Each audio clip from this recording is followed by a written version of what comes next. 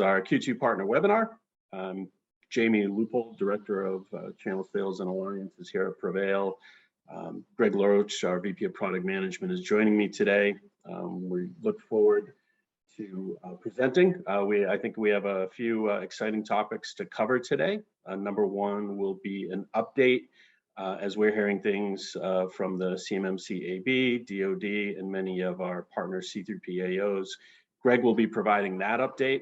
And then we have a couple of product demos that I'll be going through that really solve the challenge of how does a Prevail user communicate with a non-Prevail user. As everyone's very familiar, if you're a Prevail user, you send to another Prevail user, things work very, very efficiently. But we have had some customer feedback and partner feedback. If we have somebody that simply cannot install Prevail, whether that be someone in DoD or a supplier, how do we, communicate effectively, securely, and compliantly with those third-party organizations? And I'll be demoing Prevail Express, which is not currently available, but it is in testing, and we expect to have that out later this month. So very excited to demo Prevail Express for everyone. With that said, again, welcome everyone, and I'll kick things off first with Gregg LaRoche, our VP of Product Management, to give you a brief update on CMMC's kind of latest news. Thanks, Jamie. And thanks everyone for joining us, spend a little time with us today. So I have one slide I want to just make a few remarks on, so that's it for slide torture. But I think before that, just a little background on where some of this information is coming from. Prevail participates in a couple of different industry organizations that are surrounding the Defense Industrial Base and CMMC in particular. We have some close ties with past and present members of the CMMC AB community. We also participate in the CMMC Standards Council, and I'm part of the architecture working group on that council. So some familiar names here are on this list as well. So folks I may work with a little bit in that capacity. So so we hear things from various sources, our partners, like Jamie was saying, from actual folks on the staff of the CMMC AB or the DoD CIO's office. We also have good communication lines open with Dibcac and DCMA, and so basically this is just to bring everybody up to speed on what we're seeing and how we're seeing the CMMC landscape right now based on some recent changes. So I'm just going to share my one slide with you all. Come on. There we go. Okay, so the takeaway from this, in my view, is that all these recent updates really point to opportunity in our space. So opportunity for consulting organizations to help their customers get where they need to go. Opportunity for assessors. Opportunity for C3PAO candidates and C3PAO companies. So lots of opportunity. I know a lot of folks. We've had some ups and downs on the CMMC journey as administration changes and a lot of kind of fits and starts. But now rulemaking is well underway, right? So we got an update in the recent town halls that said they expect an interim rule anywhere between March and May of next year.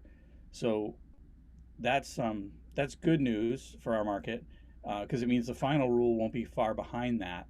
And then once the final rule is in existence, there's really very little stopping the DoD agencies and DoD customers from implementing that language into their new contracts or new awards. So what does that mean, really? So now that rulemaking is well underway and we have a kind of a line of sight to when the rule is going to be real, that really means that the entire DIB has less than a year to get to compliance. Now, whether or not they're going to, on day one, get a contract with the CMMC clause in it 1 year from today, that may not be true, but they certainly need to be ready just in case. Like there's no way to control that. So so for lack of control, everyone's going to have to be ready. And a year sounds like a long time, but it's not, because you think about all the steps that companies have to do. They have to identify all their COI, every aspect of it, every machine or device or person that interacts with it. Then they have to capture all that in their SSP and how they manage those steps. They have to create a POAM, and of course we know that the POAM has limits on it, that certain items cannot be included on your POAM as critical, and even if the items are added to the POAM, have a time limit. So that all that has to be worked through. In the meantime, also the big, one of the big labor areas, as you all know, is policy and procedure development and technology. So like Prevail and other technologies that help cover some of these controls, or a majority of these controls, that's all going to be part of this cycle. And then it ends with assessment. And a lot of times, as you guys in the consulting game know, there's often gap analysis and pre-assessment that's required before an actual assessment. So there's a lot of opportunity to help companies get there. What we need to do as a group, I think, is to drive urgency, because folks don't have as long as they think, and this is going to come up on them fast. And we want everybody to be able to get where they need to be to achieve their business objectives. And then the only other interesting update that came out recently is, we heard from the DoD representatives that, in fact, most DIB companies, in the vast amount of DIB companies that are out there, tens of thousands, have not posted their SPRS, or their risk score, and that is required as part of DFARS, that is included in the contracts they have and have had for many years. It requires them to do a self-assessment and to post that score on the SPRS system, and most companies have not done it. And so Dibcac has recently announced that they're going to do what's called Dibcac medium assessments, which is a paperwork only 1 week long assessment where they call you on a Monday and they say, we want your documentation by Friday. And then you have 5 days to create and produce all your documentation, which they then review remotely and assess your performance against the SPRS framework, basically. And they either validate or take issue with whatever score you're claiming. So that's happening. They're going to do that. They haven't announced how many of these they're going to do, but they are going to do them. And so any DIB company could get called on a Monday and said, okay, send us. We want your SSP, we want your policies and procedures, and we want them by Friday. So that's one thing. And also, you may have seen in the news that DOJ has been, keeping the heat on using the False Claims Act, and most recently they have received a $930,000 fine remittance from a company in the healthcare space that was not protecting private information adequately and not in accordance with their program definitions. So they were found to be, in violation of the False Claims Act, and they were consequently fined. So we also know the DOJ last October, announced a cyber fraud initiative specifically geared towards solving this problem and finding people that are not being truthful in their assessment of their cybersecurity programs and their implementations. So there's a lot going on. So I think to net it all out, we have a really unique opportunity to turn up the heat and help customers move forward on their compliance journeys. And that's really just a quick update from me.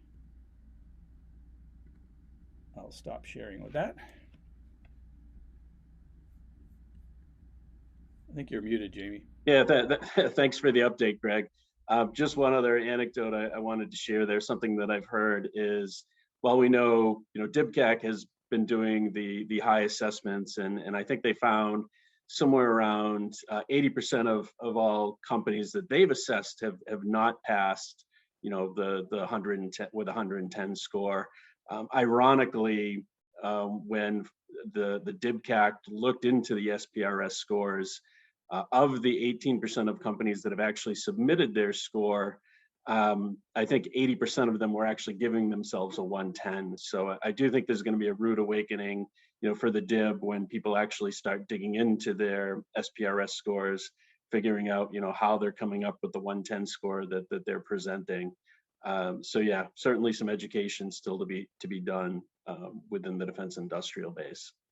But I thought that was very informative, so appreciate that, Greg. If anyone does have any questions, feel free to fire those live as we're going.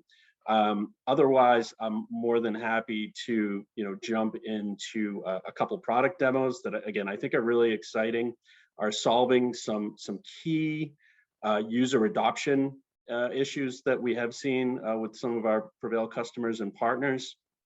And again, what am I going to be focusing on showing you here in just a minute is Prevail to non-Prevail users. How do we exchange both emails and files with a non-Prevail user?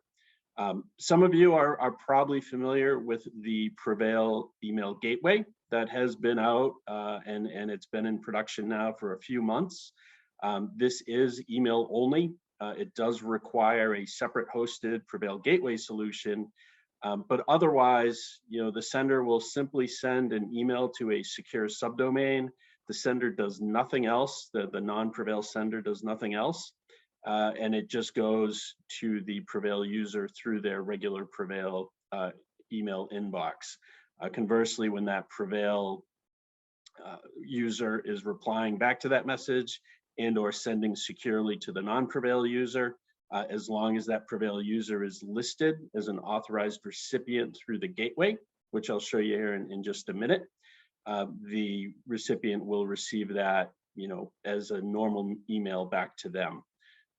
So it's really ideal, and it was designed specifically for emails to DoD agencies as well as large primes that haven't yet installed Prevail, have not adopted Prevail. So it's really designed to solve that specific use case.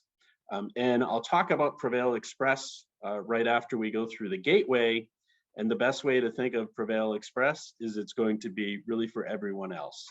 If you have users, again, obviously, the best experience both for the sender and the recipient is if they're both on Prevail. But we realize not everyone will adopt Prevail, even through the use of a free account.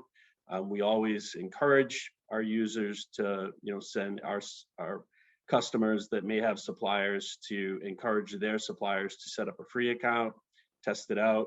But we also acknowledge that isn't always feasible. So Prevail Express should really be a great alternative to that. The nice thing about Prevail Express is they can literally set up and access their account in minutes. There's absolutely no installation required. Everything is protected through multi-factor authentication. You'll be using both your existing email address as well as your phone to access the account. So you will use a password with Prevail. This is something new. We haven't used passwords in the past, but to have something that simply requires no install whatsoever, that's where the password comes into play. But you'll also additionally protect that account, again, with an SMS code that you'll get through the phone number that you register with your Prevail Express account.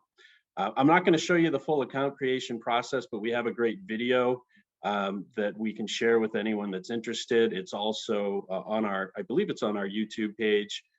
Orly, maybe if you can also provide a link to the Prevail Express video, that would be great for folks to see the full account creation process.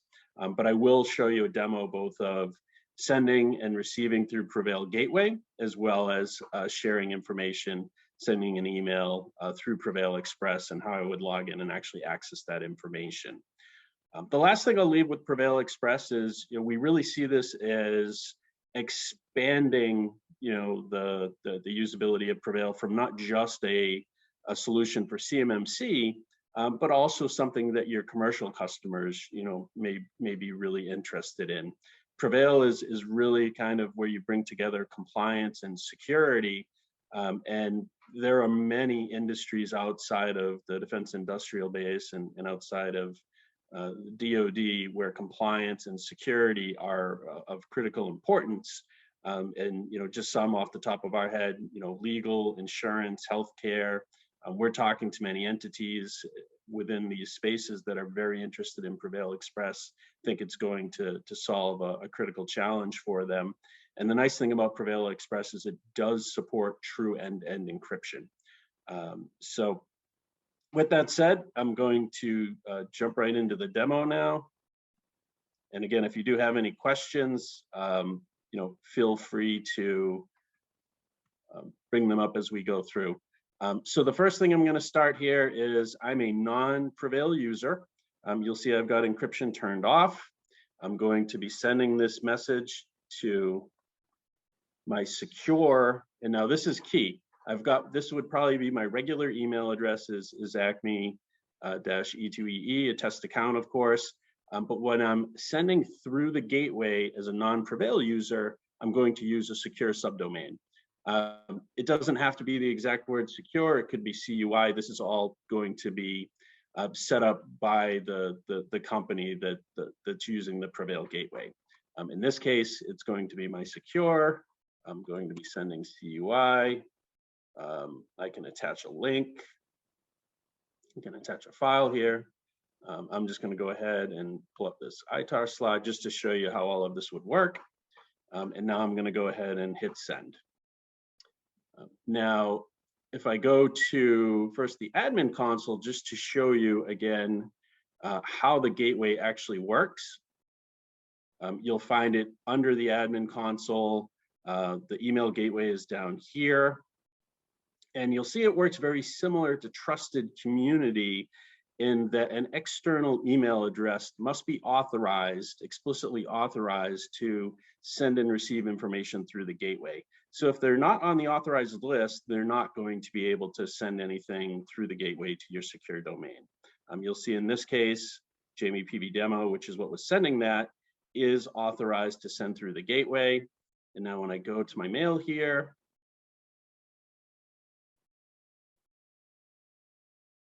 you'll see I've received the email already. It's showing that this is an external sender that sent it to me, but otherwise I've got access to all of the information. So that is, the Prevail email gateway. And of course, if I had this, if I was using my Outlook here, it would have gone through my Outlook into my encrypted Prevail folder as well. If you have any questions on the gateway, feel free to reach out to us. Feel free to reach out to me or your sales rep. Again, this is in production. We've got dozens of customers that are leveraging the gateway today. But now I'm going to jump into something a little bit different. And this is going to be Prevail Express. So Prevail Express is not available today. I'm actually working through a staging environment, but we do expect this to be released by the end of this month. No pressure on Gregg, but I know that's what the product team is committed to. And the way Prevail Express works is I'm actually going to send from my Prevail encrypted inbox here. I'm going to send a new message.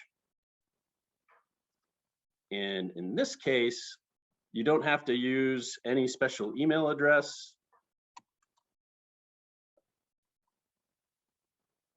This will just, you'll send it to their regular email address, so no special secure domain or anything like that.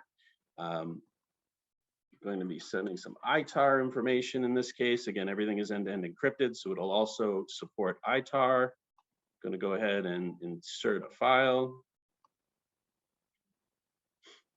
I'm going to send again my ITAR slide here. And I'm going to go ahead and send this encrypted. Now, again, I have already created my special account, my Prevail Express account.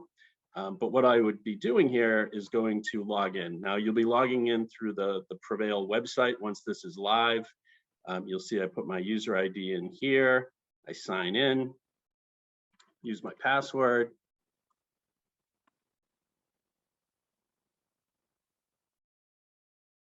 And now I'm going to get I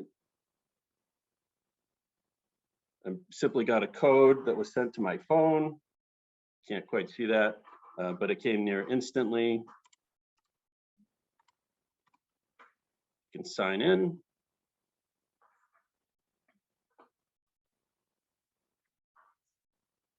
And you'll see now I've got, again, the email that I had just sent along with the attachment.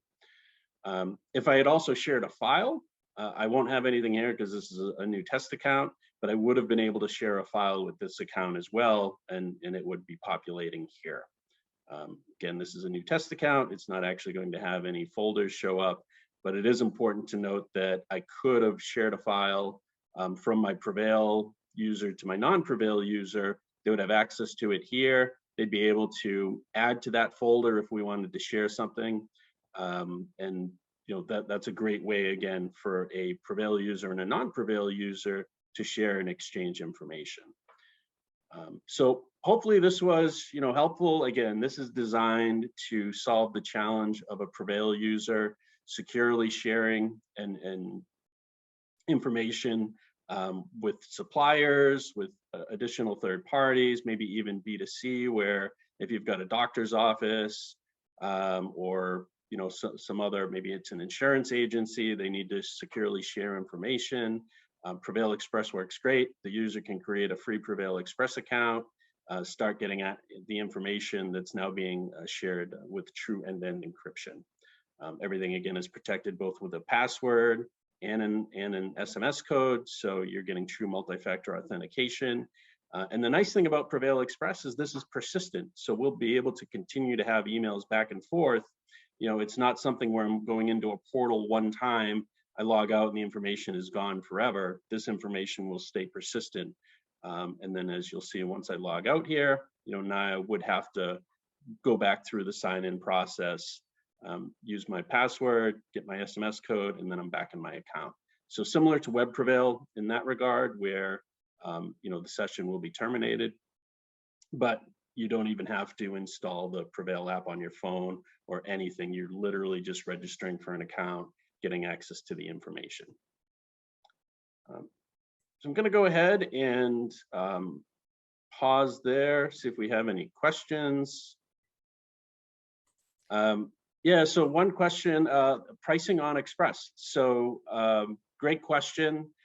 For a standard user that's going to be under our 5 gig limit, there is no price for the user that's using Express.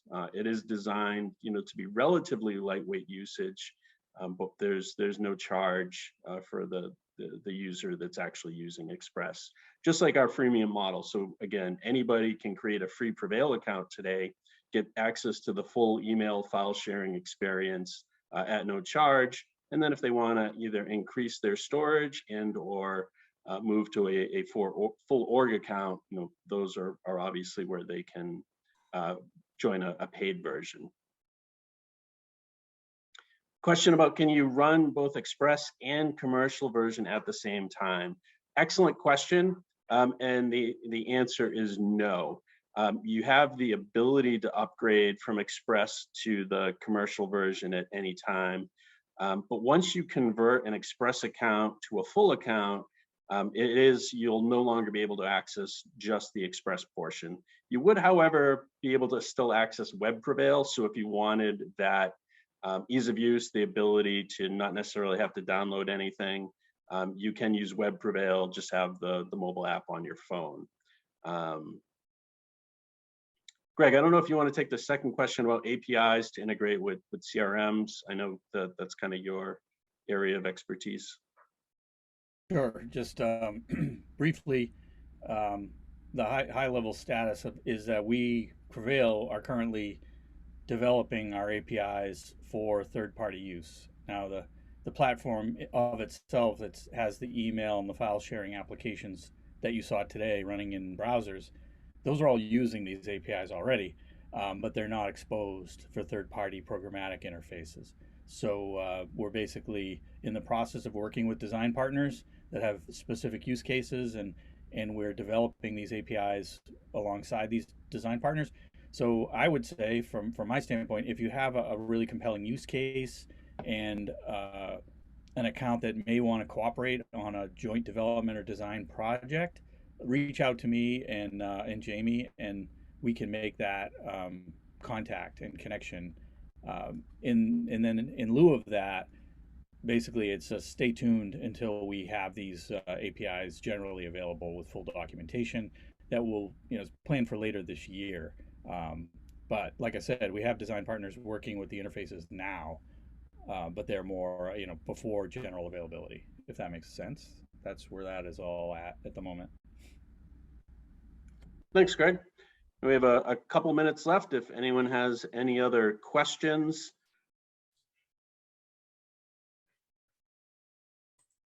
Yeah, I think we just got another API question. It's a hot topic today. So, yeah, design partner, what I mean by design partner, these are firms that have developed software that want to make use of the Prevail APIs. So, in our case, these are independent software vendors that are building applications that solve specific problems, but they want to use Prevail encryption and decryption and or file permissions or any of the other things we provide in our end-to-end encryption as a service model. So that's our design partners are ISVs that want to make use of these interfaces before they're generally available. Thanks, Greg. And I also want to point out, it has been posted to the chat. You should be able to see the invite to our special webinar with the DoD coming up on June 24th. I really encourage everyone to register for that. Make sure you get access to the recording if you can't make it, if you can't join us live. And then also, if there are any partners that would like to share, that webinar with their customers, feel free to reach out to us directly. We can give you a special URL so that you can share it directly with your customers, and we'll let you know exactly who did register for that. And one more API question, Greg. Yeah, I think this is a request we get regularly, and it really doesn't have to do with using our back-end APIs, which is what I was talking about a minute ago, like, for example, to integrate with a CRM or a ERP or any of these other applications. In this case, this is a note that a single sign-on interface would be useful, like an OAuth 2 type interface that could make use of another identity provider as authentication into Prevail. We have that on the roadmap. It's not currently planned in the immediate future. It's a fairly significant change to our architecture, which, as you know, doesn't use any passwords or tokens. So we're using cryptographic keys to authenticate sessions and users and devices. And so to switch from our crypto-based auth over to, say, an OAuth-based authentication model would be a significant project, and we are looking at that, but it's not anything I can tell you when we'll have it done. It's definitely a priority. We also commonly get asked about directory integrations, so I kind of put them in the similar bucket, where large enterprise customers are going to desire these kind of features, but we have hundreds and hundreds of customers that don't need those kind of features because they're not using federated identity, and they don't have enough users to be blocked by a lack of directory integration. So we're definitely seeing that as a very large enterprise requirement. Thanks. And again, just for everyone that is on the call, the question was related to RESTful APIs, an SSO, for example, RESTful API. I know not everyone can see the questions, but thanks for going into the detail there, Greg. And one last question that we got is, can inbound, outbound email still be routed through a email gateway security solution such as a Barracuda? And so the answer to this one is, Prevail email is really almost, you can consider it more of a messaging service with an email front end. Again, the nice thing about Prevail is none of the messages that are all of your, I guess I should say, all of your regular email, Prevail is not going to impact that whatsoever. So if you're using any sort of secure email gateway today, all of your regular emails are going to continue to flow through that. Prevail won't impact that whatsoever. Anything that's sent through Prevail is not going to pass through any of your email security gateways or anything like that. The only time that type of protection would come into place is locally more client side. So it's not going to go through cloud security type solutions because it isn't truly email. It really is much more closely aligned to a secure messaging service. But again, everything in Prevail is, of course, being cryptographically authenticated. It's being digitally signed, and it is being sent through true end-to-end encryption.